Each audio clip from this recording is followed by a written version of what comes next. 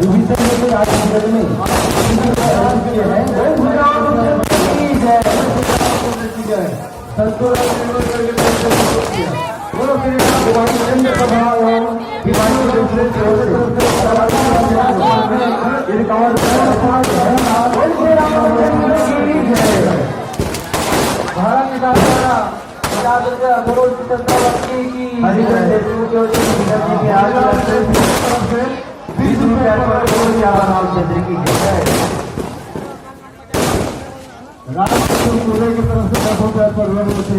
यादव द्वारा 21 रुपया। बोलो श्री रामचंद्र की जय।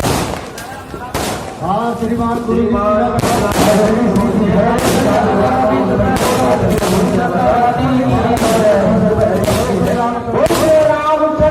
रामचंद्र की जय।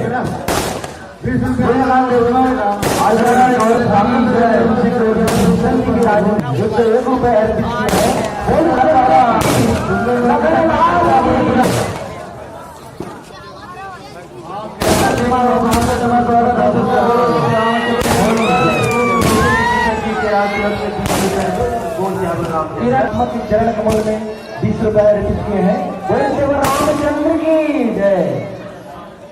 की जय।